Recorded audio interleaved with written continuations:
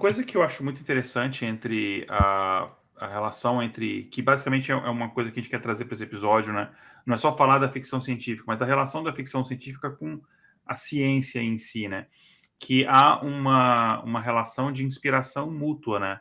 A gente tem, claro, e a gente no final a gente vai falar um pouco resumidamente isso daí, mas a ciência é influenciada pela ficção científica em diversas frentes. Normalmente o pessoal cita só os cientistas que se inspiraram em ficção científica para se tornarem cientistas. Assim, a quantidade de você vê de depoimentos de cientistas que resolveram estudar ciência e se dedicar à ciência por causa de Star Trek, por exemplo, é enorme. Assim. Tem Star muito exemplo. Trek, ele revolucionou tudo. Mano, o celular, o tablet, tá? O celular e o tablet que você tem, ele vem de Star Trek. Quando eu descobri isso, eu fiquei assim, eu quis maratonar todos os episódios de Star Trek, porque eu nunca tinha assistido, né? Daí eu tava vendo sobre revoluções tecnológicas e Star Trek e 2001 Aí você Odisseia no perdeu uns Espaço. 15 anos, né? Fazendo isso, a Não, maratona de todas as séries, todos os filmes. queria ver o antigão, cara. Deve ser muito da hora ver como é tudo muito bizarro, porque a tecnologia não tá tão avançada, então é meio feio, né? Nossa, deve ser muito da hora. Enfim, então esse é uma das coisas, né? A gente tem vários casos, e mesmo, por exemplo, o próprio Júlio Verne inspirou muita gente a, a, a se dedicar à ciência. Acho que o Carl Sagan, por exemplo, o Carl Sagan ele teve uma importância maior como divulgador científico do que como produção de ciência em si, mas o que é um papel muito importante. A gente tem missões, por exemplo, da NASA, que elas basicamente não teriam acontecido se não fosse o trabalho do Carl Sagan junto ao público, convencendo a opinião pública de que aquilo é uma coisa importante, e aí não foi um escândalo, por exemplo, quando o Congresso americano aprovava determinadas verbas, mas depois a gente tem um toque falando especificamente da questão do programa espacial, do programa Apollo em relação dele com a ficção científica. Mas, enfim, essa é uma das coisas, né, dessa inspiração que a ficção científica dá. Mas não é só isso, né? A gente tem mesmo dispositivos que eles são... A Jay citou né, do telefone celular, o cara eu vou pegar o nome dele, Martin Cooper. O Martin Cooper, que era o engenheiro da Nokia, que foi um dos responsáveis pela invenção do telefone celular, ele fala nitidamente que foi os episódios do Star Trek que eles tinham lá um dispositivo de comunicação entre as pessoas, que inspirou ele a falar, cara, eu vou fazer isso de verdade. Então, isso você vê uma coisa muito interessante. Porque eu acho que a ficção científica, principalmente quando a gente fala em termos de tecnologia, eu acho que não tanto por exemplo, em ciência teórica, um pouco menos, mas quando você fala em termos de tecnologia, ela inspira muito em questão, por exemplo, de protótipos de coisas. Tem muito protótipo, ela ajuda a você expandir a sua mente de, vamos tentar fazer tal coisa. Por exemplo, pesquisa de elevador espacial. Você pode, cara, tentar fazer esses protótipos e construir isso de forma ficcional, explorar aquilo de forma ficcional, seja no livro, seja em cinema, e é uma forma de você ajudar também a ciência nesse tipo de coisa, né? Tem, por exemplo, será que a gente fala do H.G. Wells ou deixa quieto, né? Fala, ué, tem que falar. Vamos lá, enfim. Agora, só porque eu meti o pau no povo. Agora eu fico assim, receoso. Mas, enfim, o H.G. Wells tem um livro, eu confesso que esse livro eu não li, né? Que é o The World Set Free. Eu não achei a tradução desse livro para o português, então eu acho que não tem a tradução dele, enfim. Mas é um livro de 1914 em que ele falava de um tipo de bomba que era alimentada por reações nucleares, e no livro ele fala do poder que aquilo poderia ter, não só de destruir coisas, mas de destruir a própria sociedade humana, enfim. E aí, só que ele tem uma visão um pouco mais romântica, que por causa disso a humanidade teria que deixar de lado aquelas diferenças e começar a se ver mais como uma coisa só, né? Somos parte de uma mesma espécie, aquela coisa e tal. Enfim, e um dos físicos que trabalhou no Projeto Manhattan, o Leo Szilard, confesso que eu não conhecia este cara do Projeto Manhattan, mas enfim, ele disse que se inspirou nesse livro, patenteou a ideia, foi uma das pessoas que trabalhou no Projeto Manhattan. No episódio 104, que a gente falou sobre essa tecnologia, um projeto recente, né? que a gente falou sobre as tecnologias e a ciência na Segunda Guerra Mundial. A gente falou um pouco melhor sobre o que é o Projeto Manhattan, enfim, mas basicamente, enfim, é o projeto lá da bomba, que a gente lembra hoje, né, de Hiroshima, Nagasaki, etc. A gente falou de Star Trek, né, das várias coisas que inspirou. A gente falou do telefone celular. Só um parênteses Star Trek. A gente tá falando de tecnologias que foram feitas Star Trek, mas tem uma que eu tô esperando até hoje, inclusive, quem fizer aí, manda pra mim, que é o Beam Me Up.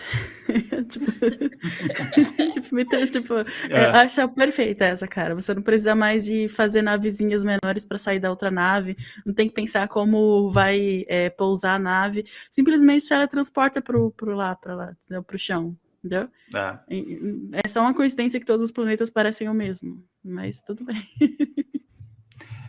Enfim, o Star Trek teve outras importâncias, como, por exemplo, numa época que você tinha as leis de Jim Crow e toda a questão da segregação racial nos Estados Unidos, trazer personagens com relevância, importância. Inclusive, o primeiro beijo interracial, Uhum. interracial da televisão foi entre o Shatner, o Kirk, e cara, eu esqueci o nome dela agora. A tenente lá, Uhura. Sim, Uhura. isso. Eu tenho uma memória muito ruim para nome, eu não lembro, mas sim, é verdade. E isso foi também. uma coisa boa de ficção científica ser uma coisa B, entendeu? Era uma coisa tão B que ninguém tava prestando atenção, sabe? Tipo, as pessoas, no poder estavam prestando atenção e eles conseguiam fazer essas coisas, entendeu? Então, era legal, assim. Pois é. E, enfim, um dos diretores que eu mais respeito, que deve ter muito problema também, que é o Stanley Kubrick, ele estava com um projetinho que não era ficção científica, ele estava com um projeto de fazer, ele comprou os direitos, ele queria fazer o Senhor dos Anéis, em 69, enfim, com tecnologia muito pouca, né, de efeitos especiais e tal. E aí, só que ele queria fazer, ele só faria se os personagens principais fossem interpretados pelos Beatles, e aí eles toparam, só que eles teriam que ficar 2 anos trancados numa fazenda, fazendo as filmagens, e obviamente a gravadora falou, nem pensar, eles estavam no auge, enfim, né, do sucesso. Aí ele falou, então vou para o meu segundo projeto, que foi 2001, Odisseia no Espaço, que é, assim, ainda um dos clássicos, eu adoro esse filme. Eu usava algumas cenas desse filme em algumas aulas minhas, né, porque eu dava aula em faculdade e tal, que mostrava a relação a descoberta da ferramenta, né, que mostra aquelas cenas dos primeiros hominídeos usando o osso, e usando o pensamento abstrato de imaginar o que eles poderiam fazer com aquilo dali, enfim. Mas é um filme incrível, só que o Stanley Kubrick ele não tinha conhecimento dessa parte de ficção científica, então ele perguntou para os amigos quem que poderia me ajudar a escrever o roteiro. Aí eles indicaram o Arthur C. Clarke, que... Porra, tem um amigo meu que mora ali no Sri Lanka, acho que você ia gostar, hein? Eu não sei se ele estava no Sri Lanka nessa época, esses detalhes eu não sei. Mas, enfim, aí ele lançaram esse filme e ele tem várias coisas que você fala, por exemplo, tem uma estação espacial. Não é que eles inventaram esse tipo de coisa, mas isso começou a entrar no imaginário das pessoas por causa do sucesso que o filme fez. Coisa de você viver numa estação espacial um ano inteiro, né? Telas de monitores com tela plana. Primeira videochamada, a primeira representação da videochamada foi feita em 2001, Odisseia no Espaço, mas eu acho que tudo é graças esse filme é tudo graças ao Arthur C. Clarke, porque ele era cientista já, ele estava ali escrevendo artigo, ele era um matemático e físico, eu acho que é graças a ele que isso conseguiu prevalecer, né? Porque eles trabalharam juntos.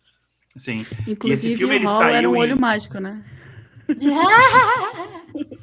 E aí ele aborda a questão da inteligência artificial, que ela, a partir do momento que ela consegue a consciência, ela não vê mais sentido em obedecer os seres humanos. E o filme é interessante que ele mostra, eu acho que a parte mais interessante dele, que ele mostra basicamente a evolução da humanidade, né? Como a gente foi de usar osso como ferramenta até a gente criar uma entidade, enfim, não vou discutir se é um ser vivo ou não, mas uma entidade, uma inteligência artificial, que se torna, então, superior a nós e com capacidade para nos subjugar. É muito interessante isso daí.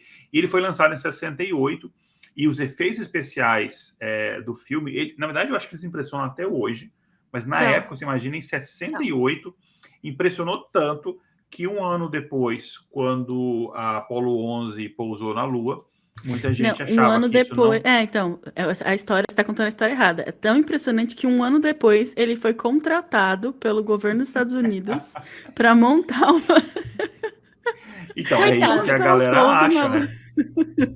Então, exatamente, a galera falava que o pouso na Lua tinha sido, inclusive, dirigido pelo Stanley Kubrick, né? Que esse tipo de coisa, assim. O que é interessante, né? Que é uma coisa realmente muito impressionante em 69 você conseguir colocar uma pessoa em solo lunar. É tão impressionante que algumas pessoas não conseguem nem entender como é possível e acham que tudo é fake, né? Mas, enfim.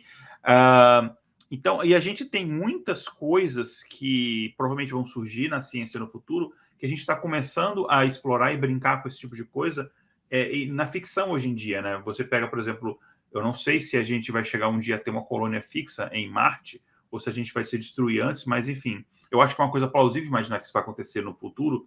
Não acho que é uma coisa tão breve, mas pode ser que aconteça. E você tem, por exemplo, como é um assunto que a gente está começando a debater na ciência hoje em dia, a ficção científica, obviamente, começa também a explorar isso. Então, dá para a gente ver esse paralelo de uma coisa acabando inspirar a outra. Eu não li o livro, né, do The Martian lá, mas dizem que o livro é muito bom, né, em termos de ciência mesmo, é O muito bem Perdido em embasado. Marte? Acho que no Brasil só com É Perdido em muito Marte. bom, é muito bom esse Eu livro. não li o Inclusive, eu livro. li outro livro dele recentemente, que é o Devorador de Estrelas. Muito bom também, muito bom. Vale muito a pena. E esse é bem da hora também. O filme eu gosto bastante, né? Eu já Posso sei que eu posso plantar citar? batatas quando eu for para Marte. Posso citar mais duas coisas que vieram da ficção científica e viraram Claro. coisas reais? Uhum. Uma delas são os antidepressivos, gente. Os antidepressivos, eles foram citados primeiramente em Admirável Mundo Novo, em 32, né, do Huxley. E, para quem não conhece muita história, as pessoas ali, elas são forçadas a estarem felizes o tempo inteiro. E elas controlam seus sentimentos com uma substância chamada soma. 2 décadas depois da publicação do livro, os primeiros experimentos com antidepressivos começaram a ser realizados. Ele previu não só isso, ele previu também o Instagram, né? Todo mundo tem que estar feliz o tempo inteiro. Pois é. E outra coisa que eu descobri recentemente e eu achei genial, também da década de 30, é que tem um detetive nos quadrinhos chamado Dick Trace, que é publicado até hoje. E ele tem várias bugigangas, e entre essas bugigangas, ele tinha um relógio de pulso no qual ele conseguia se comunicar, que é o nosso smartwatch. O aparelho, ele surge ali numa tirinha em 1946 e ele foi evoluindo ao longo dos anos, né? Até ele ganhar, tipo, os cinemas e até, tipo, a gente começar a falar que era um mini computadorzinho acoplado, mas ele começou ali com essa tirinha antigona e foi em 1946. Eu fiquei super, gente, que antigo, achei que fosse muito mais recente. Cara, você acabou de despertar uma memória, tipo, da minha infância muito doida, cara. Porque eu lembro que teve uma coisa, sabe, tipo, um trabalho na escola que a gente tinha que inventar um produto, e aí eu lembro que eu inventei um relógio que era um computador.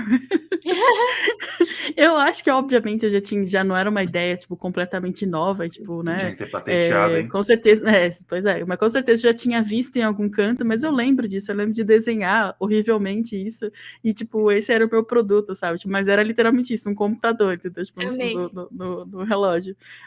Mas é isso. Adorei. Pois é, poderia estar rica, né? Tivesse patenteado isso. Oi, gente, esse foi um corte de um episódio do Intervalo de Confiança. O link para o episódio completo está na descrição desse vídeo. Conheça também o nosso trabalho indo no nosso site em intervalodeconfianca.com.br. Um abraço e não esqueça de se inscrever no nosso canal.